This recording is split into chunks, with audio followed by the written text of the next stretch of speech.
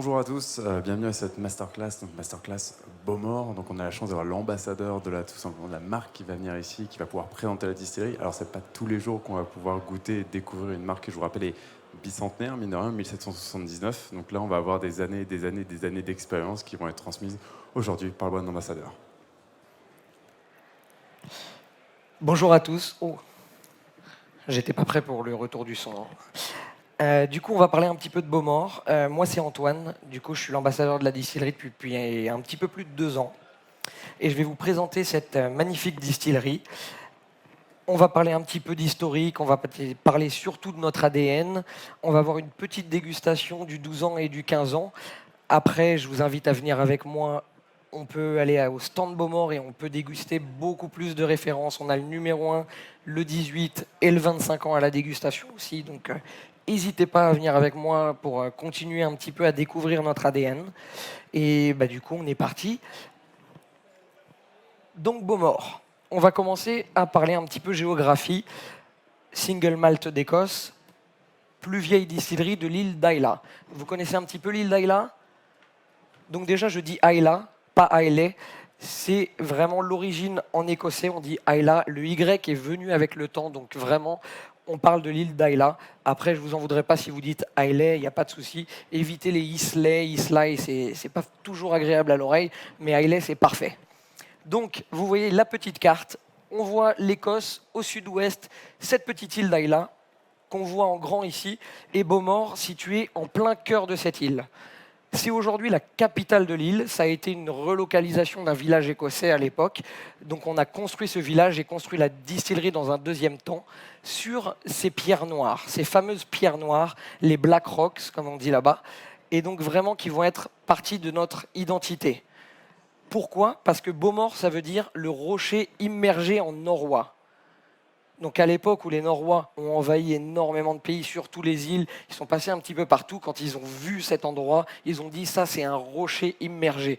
Donc on voit tout autour de la distillerie. Vous pouvez les voir un petit peu sur cette photo, très peu d'ailleurs malheureusement, mais là il y a des rochers, des roches noires, vraiment une roche volcanique qui est incroyable, qui est magnifique. Et donc c'est vraiment partie de notre ADN.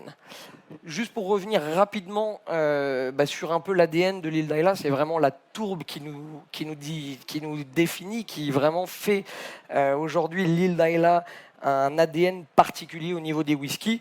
Donc sur le sud, on aura vraiment les distilleries avec l'ADN les plus tourbés. Donc, vous connaissez peut-être Laphroaig, Lagavulin, Ardbeg, entre autres. Sur le nord, on aura des distilleries beaucoup moins tourbées comme Caolila, comme Bunabane. Juste en face du Lorendal, donc ce bras marin, on va avoir Bruichladdich et un petit peu plus haut, la petite dernière, Kilchoman. Donc vraiment, c'est une île qui est surnommée Whisky Disneyland par les Écossais, parce que vraiment, le business principal, c'est vraiment les whiskies et les whiskies tourbés. Juste en passant, si vraiment vous avez quelque chose à me demander, si vous avez des questions, quoi que ce soit, vous n'hésitez pas à lever la main, à m'interrompre, il n'y a pas de souci. Donc on va parler un peu de notre ADN. Ça, c'est ce qu'on va retrouver dans la dégustation, c'est ce que Beaumort définit. C'est ce qu'on veut montrer aux gens, c'est que quand on parle de l'île d'Ayla, souvent on parle de tourbe pure, donc on s'imagine boire un whisky ultra puissant, ultra fumé, ultra marin, on a toujours des impressions, et sur Beaumort, en fait, on va jouer sur un autre terrain, c'est que, bien sûr, on va utiliser cette tourbe, mais on va la maîtriser, on va faire en sorte qu'elle souligne nos autres arômes. Donc vraiment, on va avoir des whiskies fruités, des whiskies gourmands, et des whiskies qui vont être soulignés par cette tourbe et par ce côté iodé et salin. Donc c'est vraiment ce qu'on va mettre en avant, ces 4 piliers aromatiques et qui sont menés par le fruit. La vanille, on va parler un peu plus de gourmandise pour être général, parce qu'avec les dégustations, on va voir qu'avec les âges, ça se transforme de la vanille au chocolat, au caramel. Donc vraiment, on va avoir une évolution qui est incroyable. Et comme je vous l'ai dit tout à l'heure, là on va goûter 2 références, mais venez avec moi après et puis je vous ferai goûter bien plus de choses sur le stand pour continuer dans notre ADN.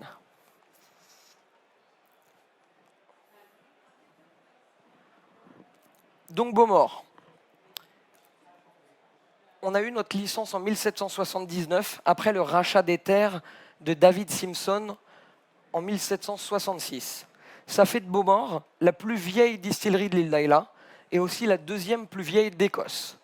On a un petit peu plus de 240 ans d'histoire, donc c'est vraiment une distillerie qui est implantée aujourd'hui dans le monde du whisky et qui est reconnue pour son savoir-faire, on y reviendra un petit peu après, et pour ses whiskies, pour son ADN incroyable, comme je viens de vous le dire. On va parler aussi de notre chaîne de maturation, parce que dans le monde du whisky, la fabrication du New Make Spirit, donc avant que ça devienne un single malt ou un blend, on va avoir ce New Make Spirit, donc le résultat de notre distillation qui va évoluer. Eh bien, l'important, c'est comment on va faire vieillir. Et chez Bowmore, on a ce fameux chai numéro 1, le Vault Number 1. Vous pouvez le voir sur toutes nos bouteilles, c'est gravé Vault Number 1. C'est aussi sur nos collerettes, c'est une vraie fierté. Donc Vault en anglais, ça veut dire chai de maturation, hangar à stockage. Numéro 1, pourquoi? Tout simplement parce que c'est le plus vieux chai de maturation à whisky du monde. Ce chai de maturation, on l'a vu sur la photo avant, il est juste au bord de la mer, au bord du Lorendal, donc c'est un lac marin. Donc on va prendre cet ADN, d'où ce côté un petit peu salin et iodé qu'on va retrouver dans nos références. Est-ce que jusqu'ici tout va bien? Je vous vois très studieux. Ok, donc je vous ai parlé un petit peu de la pierre noire et de notre origine, de notre nom. Donc là, il y a vraiment des strates, on ne les voyait pas trop bien sur la photo précédemment, mais là vraiment on voit bien les strates, c'est des strates de pierre ancestrale qui vont vraiment se façonner avec le temps, par l'eau, par le sel, et du coup qui vont créer ces strates magnifiques. On va commencer le tasting, et pendant qu'on goûte nos deux références, je vais continuer à vous parler un petit peu de la marque et de notre savoir-faire, parce qu'on a un savoir-faire assez incroyable. Mais je vous vois impatient, donc on va commencer par prendre le 12 ans. Aujourd'hui, je pense que vous avez fait quelques dégustations, c'est peut-être pas important de vous rappeler comment déguster un whisky, donc je vais vous amener directement à l'œil, au nez et à la bouche. Donc à l'œil, on va voir un whisky qui est plutôt doré, très légèrement ambré.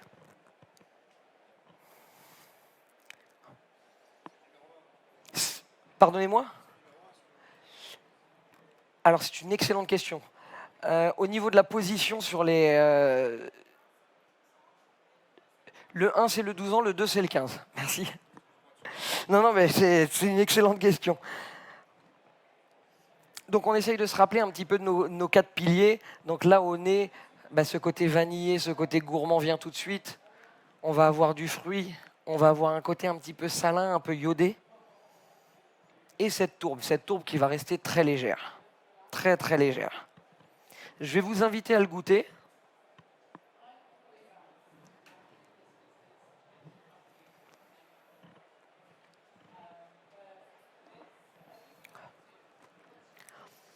Et en bouche, ça va vraiment refléter notre ADN. Donc les 4 piliers dont on parlait. Donc sur le 12 ans, on est dans un whisky dit plutôt jeune dans le monde du whisky.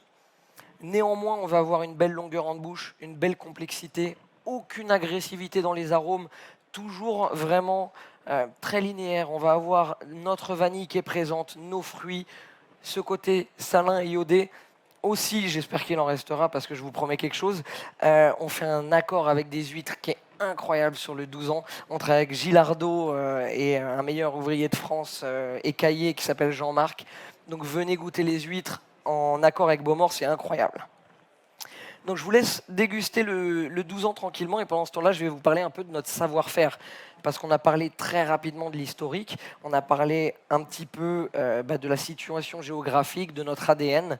Mais ce qui est très important chez nous, c'est le savoir-faire. On a un peu plus de 240 ans d'existence et aujourd'hui, on fait partie d'une des 8 dernières distilleries en Écosse à encore faire une partie de notre maltage sur place. Vous savez ce qu'est le maltage? Oui, plus ou moins. Bon, je vais reprendre rapidement du coup, parce que j'ai vu des personnes un petit peu avec des petites questions dans les yeux. Donc le maltage, c'est qu'une fois qu'on récupère nos grains, sachant que tous nos grains viennent d'Écosse, aujourd'hui on fait partie d'une des distilleries où vraiment on a 100% de nos grains qui viennent d'Écosse, 16 fermes qui travaillent uniquement pour nous, de la coopérative de Samsons. On reçoit les grains, et là on va devoir réanimer l'embryon, donc on va les tremper. Dans un deuxième temps, on va devoir faire germer cet embryon, donc on va l'étaler sur des sols. Donc on va avoir 3 étages où on va gérer 14 tonnes de grains par semaine. Donc ça nous fait combien de grains par semaine en tonnes? 14 fois 3, 42, merci monsieur. Euh, Excellent. Donc on a 42 tonnes qui vont être faites par semaine et de façon artisanale et ancestrale. Donc là, c'est un point vraiment sur lequel j'ai vraiment appuyé parce que c'est ultra intéressant, que ce soit à voir si vous avez l'occasion d'aller là-bas ou de même juste connaître.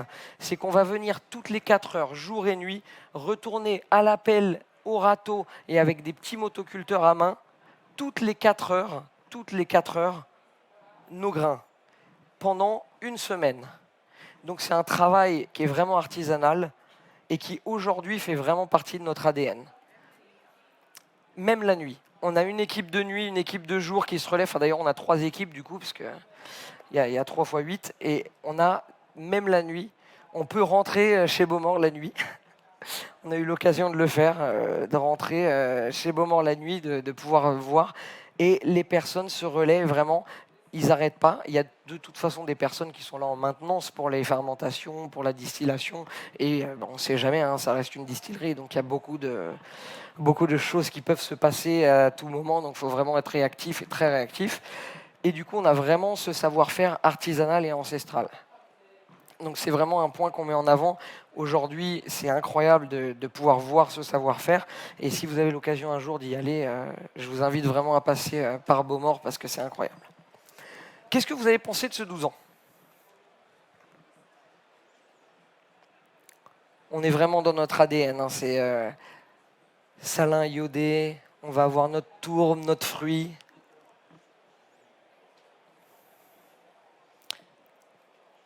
Est-ce que vous êtes prêts pour le 15 ans? Donc pareil, on repart dans une rencontre avec un whisky. Donc on va le regarder, on va le sentir, on va pouvoir le goûter. Donc vraiment, on va pouvoir avancer avec. Donc pour le vieillissement sur le 15 ans, on va faire une double maturation ou un finish. Donc on va commencer par 12 ans de vieillissement en fût de Bourbon. Puis on va finir par 3 ans de vieillissement dans des fûts de Sherry Oloroso, de Xérès Oloroso, pendant 3 ans. À savoir aussi, c'est que chez Beaumort, tous nos fûts, sans exception, sont choisis à la main. Que ce soit dans les bodegas, que ce soit chez les producteurs de Bourbon, que ce soit aussi dans les producteurs de vin en France. On fait des très beaux whiskies en vieillissement, en Château-Lagrange par exemple, en Porto aussi, en Madère. Donc on explore, on a fait des finishes en Mizunara. On a été la toute première distillerie en Écosse d'ailleurs à faire un finish en Mizunara. Donc vraiment, on a ce savoir-faire. Et pourquoi? Parce qu'on va choisir chacun de nos fûts dans les endroits, donc chez Maker's Mark, chez Jim Beam pour les Bourbons, on va aller dans les bodegas de Miguel Martin, de William Humbert pour les sherry, et vraiment aller sélectionner les meilleurs sherry et les meilleurs fûts pour vieillir nos whiskies. Donc le sherry va exploser, hein. Vraiment c'est ce qui va prendre le dessus. On va avoir beaucoup d'épices, on va avoir de la gourmandise, on va avoir énormément de fruits, on va perdre un petit peu de la tourbe. En bouche, on va la garder un petit peu, mais elle va se transformer. Ce sera un petit peu du tabac, un peu de cuir. C'est vraiment beaucoup plus complexe, beaucoup plus long en bouche. Donc sur le 15 ans, on va gagner vraiment en ampleur.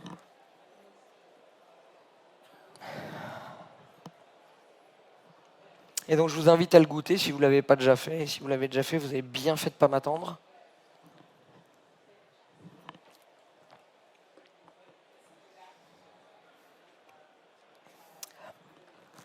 Et là, le Beaumort 15 ans, vraiment, en bouche, on a une explosion, on a ce côté légèrement salin qui va venir se poser sur les lèvres, beaucoup de gourmandise, mais on est moins sur la vanille que sur le 12 ans. Ça se développe du chocolat, du caramel, les fruits, pareil, on passe sur des fruits secs, là on est sur du raisin, on est sur de la figue, c'est très rond, très gourmand. Et quand ça commence à descendre, ça vient vous faire un câlin à l'intérieur, c'est vraiment, ça réchauffe. Vraiment, ça réchauffe, ça vient vous emporter avec. Donc on a vraiment une ampleur, que ce soit en bouche. Et vraiment, quand on le sent descendre, c'est agréable. aucune agressivité dans aucun Bowmore, jamais vous trouverez d'agressivité, même sur des versions beaucoup plus jeunes qu'on peut trouver en grande distribution comme le Legend que vous connaissez sûrement. On a vraiment un New Make Spirit, donc notre résultat de la deuxième distillation avant de le faire vieillir et avant d'avoir cette appellation Single Malt Scotch Whisky, qui est dédié à vieillir et vraiment à se développer. Donc là, on goûte le 12 ans, on a goûté le 15 ans. Et on va continuer à parler un petit peu de notre savoir-faire parce que vraiment, on représente aujourd'hui l'art du temps.